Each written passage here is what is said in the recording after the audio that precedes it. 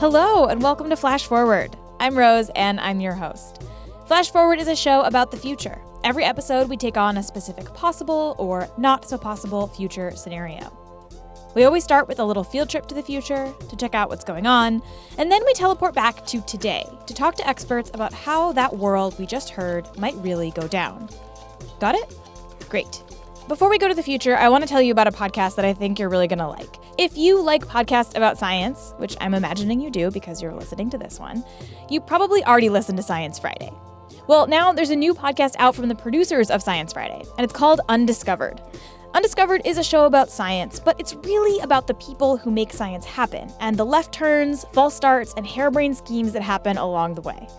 Most science shows focus on the results of scientific inquiry, but sometimes the story of how scientists got to those findings is just as interesting. In my opinion, maybe more interesting. Undiscovered is a podcast about those stories. In each episode, hosts Annie Minkoff and Ella Fader introduce you to the kinds of stories that scientists share when they get together over beers after work. So check it out. You can listen by subscribing to Undiscovered on iTunes, Stitcher, or wherever you get your podcasts. Or you can visit undiscoveredpodcast.org. That's .org. Okay, let's go to the future. This episode, we're starting in the year 2035.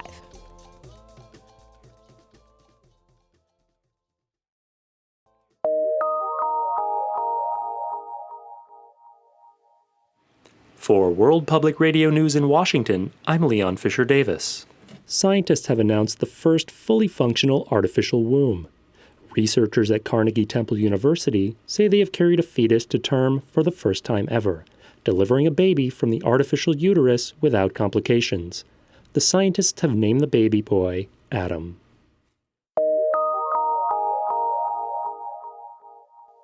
In health tech news, the first company offering to develop babies in artificial wombs opened their waiting list today. The company called Stavia says they'll be able to accommodate a small number of couples in their trial run. According to a Stavia spokesperson, the company has already received over 1,000 applicants.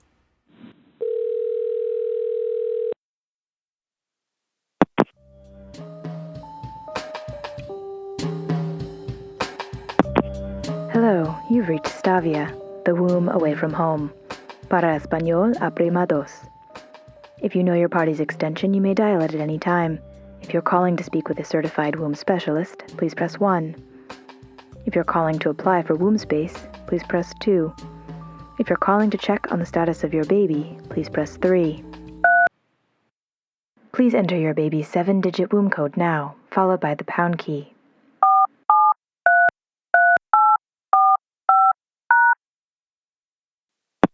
If you would like to leave a message for your baby, please press 1. If you would like to hear what your baby is listening to now, please press 2. This is what your baby is currently hearing. To change the soundtrack, press 3 at any time.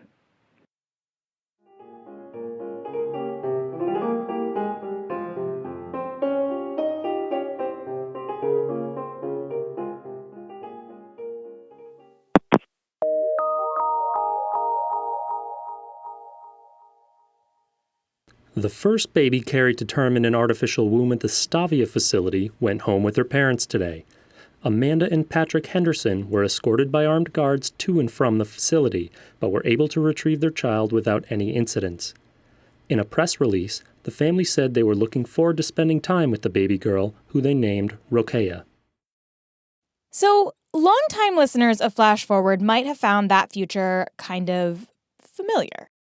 And it is. It's actually the first future we ever traveled to on this show. A future where humans have invented artificial wombs. And this is a special bonus episode of Flash Forward, where we're going to go back and revisit that future. Because a new piece of research recently came out about artificial wombs. I'm calling this a Back to the Future episode. So let's start with that new piece of research. Scientists at the Children's Hospital of Philadelphia in Pennsylvania recently published a paper in Nature describing an extrauterine system to physiologically support the extreme premature lamb. I will post a link to the study on flashforwardpod.com, so if you want to read it, you can. But here's the basic gist. They removed 8 lambs from their mother's wombs who were at 110 days of gestation. That's about the equivalent of 23 or 24 weeks in humans, which is right on the edge of viability. In humans, babies born around 23 or 24 weeks have a really hard time. The chances of survival can be slim, somewhere between 10 and 50%. So these researchers extracted the fetal lambs and moved them into something called a biobag. And this is basically a very, very fancy plastic bag that has a tube going into it and a tube coming out of it. The tube going into the bag is supplying the premature lamb with amniotic fluid, and the tube going out of the bag is draining that amniotic fluid out. The idea here is to mimic a mother's womb as closely as you can by keeping the fetus in fluid rather than in air, and cycling nutrients through the way that a womb would. After 4 weeks in the biobags, the fetuses were taken out of the system and put on artificial ventilators. And in general, these lambs did pretty well. One was even bottle-weaned and is actually still alive. A few of the others who might have survived were sacrificed for future research to see how the biobag might have impacted their development. You might have heard about this study. It was covered in pretty much every major publication, and most of the headlines read something like, "Lamb fetuses can now grow in artificial wombs. Will humans be next?" The answer to that is almost certainly no. Pigs might be next, or maybe monkeys, but it's still going to take a really long time before we see human fetuses in biobags. And when we do, it won't be growing babies from the ground up. No, definitely not. And that was another thing that Dr. Flake was very specific with in our interview, was that our goal for this is not, it's not creating something capable of the entire gestation process. Our goal is creating something that's physiologically as similar to a uterus as possible, and mimicking those conditions. This is Elizabeth Yuko, a bioethicist and writer who recently published a piece in the New York Times about the ethics of these artificial wombs. And she points out that there really aren't any people out there who are waking up every morning and going to work on an artificial womb with the express intention of making something that can sustain a baby from the very beginning. This technology is an extension of the technology that doctors are working on to save premature babies. Here's a fun historical fact. Did you know that some of the very first incubators ever used to help save babies were actually part of a sideshow at Coney Island? Yeah, there was a doctor, Dr. Martin Cooney, who was originally from Germany, and he didn't get the clinical support to practice there, so he came to America. This was still so new. It wasn't, used in hospitals, and when babies are born at a certain stage, it just was taken for granted that they were going to die. There was no hope, really. And so after setting up at least one of the World's Fairs, one of the old Columbian expeditions, he ended up setting up shop in Coney Island, and he operated there until, I want to say, 1939 or 1940, when the techniques he used were actually adopted into clinical practice. So rather than babies who were born prematurely in Manhattan being rushed to Coney Island, they were able to receive that type of care. Martin Cooney is a super interesting guy, and we don't have the time to really get into his background, but it turns out that he probably wasn't actually even a medical doctor at all. I'll post some links about him in the show notes. But one of the interesting things about these Coney Island incubators is that some of the conversations they sparked we're actually still having today about artificial wombs. In fact, the debate about artificial wombs goes back to even before the Coney Island days. The word ectogenesis that is often used to describe these wombs comes from 1923, when a scientist named J.B.S. Haldane wrote a book called Daedalus, or Science and the Future. And in the 1920s, way before these incubators or lambs and biobags, there was a big debate about ectogenesis. In general, the big discussions around artificial wombs and ectogenesis happen in conjunction with waves of feminism. So this would have been in conjunction with the first wave of feminism, the 1920s, getting ready, leading up to the right to vote. And several authors, mostly British, all wrote different takes on what it would mean if we had an external device capable of the entire gestation process. And some of them took very positive standpoints, saying this will free women from the burdens of childbirth and labor and will mean more gender equity. And others took a much more negative standpoint, saying, this is going to be the end of humanity. There'll be no bonding between mothers and children. And this is kind of going to unravel society as we know it. So what would happen if tomorrow a rogue scientist popped out of the woodwork and said, ta-da, an artificial womb that we can use to incubate babies from start to finish? Well, it would be the usual kerfluffle. That's Lois McMaster Bujold. She's a science fiction author who's won the Hugo for Best Novel 4 times. No big deal. And in a number of her books, the characters have to deal with this technology. She calls them uterine replicators. The uterine replicators in particular came up almost as a side thing in my first story. And then I got to thinking about what else can I do with this? At the very simplest level, Lois says that there would be some serious benefits to women. It instantly drops maternal mortality and morbidity to 0. No woman would ever have to die in childbirth or undergo severe illnesses, eclampsia, preeclampsia, placenta previa. If you don't know these terms, you need to go look them up. According to the United Nations, about 800 women die every day from preventable causes related to pregnancy and childbirth. And in some cases, women find themselves in situations where the pregnancy is life-threatening, but they want to keep the baby. Having these uterine replicators could allow for parents to potentially transfer the fetus to an artificial womb to continue that pregnancy. Of course, not all mothers would be able to afford something like that.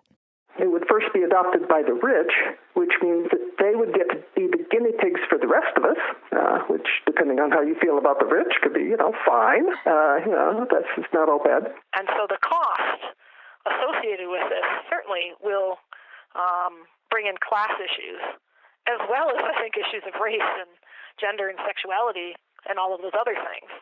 This is Maureen Sanders Stout. She's a philosopher who's written about the ethical quandaries that ectogenesis presents. The equivalent of carrying a Gucci bag will be you have access to the artificial womb, so you never have to get those stretch marks, and you never have to have your breasts flabby in the way that they would be if you went through natural pregnancy. There are also some questions about how important the physical parent-fetus bond is for development. Now, it's clear that children can be raised by people who didn't carry them as fetuses, right? We have plenty of studies to show that adoptive parents are no better or worse than biological parents. But what about babies that aren't carried by a whole human? How important is it for a fetus to exist inside a full human body? Are there things that the human body is doing that we don't even know about, without which babies might suffer? The truth is, we don't actually know the answer to a lot of those questions. But it turns out that those were the same questions that people were asking about incubators. The media discourse surrounding this sideshow exhibit, basically at Coney Island, was very, will the women be able to grow up and get married? Will they be normal? What will the products of these incubators be? And there's the arguments, and both for and against, are so similar and really haven't changed that much in the past almost 100 years. Premature babies do have health risks and can sometimes live with side effects, but they're totally well-adjusted humans. Or at least if they're not, it's not because they were premature babies. But what about the parents? What happens, for example, in a world of uterine replicators or artificial wombs to a person's reproductive rights? Some authors have argued that if this technology would come about, that it would completely erode the right to abortion. And their argument is that the right to an abortion is the right to bodily integrity. It's not the right to secure the death of a fetus, especially if the notion of when is a fetus viable is eroded. You could imagine a scenario, for example, in which politicians decide that because artificial wombs carry a baby to term, abortions might no longer be legal. From an ethics perspective, Elizabeth says that that's really problematic. The notion that it's a solution to abortion is, I think, highly offensive to women because it just suggests that, okay, if you become pregnant and you don't want to be, we will do what will most likely be a highly invasive procedure on you with or without your consent to remove that embryo or fetus and then finish gestating it in an artificial womb. So I can't imagine a scenario where wherever this forced fetal transplant situation would take place, where it would be in any way acceptable. I mean, the woman consented to it, of course, and that was her option, or that was her choice, of course, but to just paint this as an overall solution, I think, is very problematic and very much an oversimplification. The thing is that it's not like you could just snap your fingers and say, poof, the fetus that was once inside of you is now safely inside this artificial womb. No, it would involve surgery, and probably highly invasive surgery. Forcing a person to undergo invasive surgery is just not okay. You can't force someone to donate a kidney, right? Even if you could magically teleport fetuses into artificial wombs, there's actually another logistical question that I have. According to the CDC, in 2011, there were 730,000 legal abortions. If all of those fetuses were transferred to wombs and then birthed, that's a lot of babies that suddenly exist that need a parent. I mean, that's the population of Detroit or Fort Worth, Texas, every year. Those are both cities in the top 20 most populated cities in the United States. Who is going to be responsible for all of those babies? At the end of the cycle on a uterine replicator, what you have is a baby, which requires maternal care. So what are you going to do about that? This is a problem that is frequently skipped over in science fiction stories because they don't want to deal with the messy bits. And who is keeping them from becoming test subjects or sold into slavery or something else really horrible? Sometimes tissue currently is removed from people's bodies and is used by the medical establishment to develop patents and other things, and sometimes patients don't even know that happens. And the legal system has traditionally ruled that, that's waste. So anything you leave behind, you kind of forfeit your rights to it. However, I think in this case, few women would view an embryo being removed as kind of like, oh, I just left a piece of my spleen behind or something. Probably there would be legal precedent, some kind of contract, where you would be able to declare what you wanted to be done with it. And even if the fetus does have a set of parents, if that fetus is housed in a facility far away, who is in charge of it? If something goes wrong with the machines, who is liable for it? I think one of the first areas of law that would develop around this would be to create very clear as possible, kind of contracts at each phase. Lois is a lot less dystopian about this whole thing. This is not a technology to be alarmist about. I think it will be used well and it will be used badly if it comes into existence, and I don't see why it couldn't. It doesn't require imaginary physics the way a lot of science fiction ideas do. Not that it's going to be easy or simple or any of those things, but that doesn't mean that it isn't going to be wonderful for some people. Plus, it opens up who gets to be a parent, right? I mean, two men who want to have a baby often have a hard time, right? They have to find a surrogate or they want to adopt, and those are totally valid choices, but this might be another one. Men could suddenly find themselves having families without any women really involved. This is actually the entire plot of one of Lois's books. Ethan of Athos is about a planet called Athos populated entirely by men. And they survive in the long term by using uterine replicators and a bank of ovarian tissue that they brought with them when they settled on Athos. For the first time, this would break the female monopoly on reproduction. I mean, we've had a lot of science fiction stories about the Amazon planet, the planet of all women. So what would happen if it were turned around? If you could have a planet of men without women, how would that work?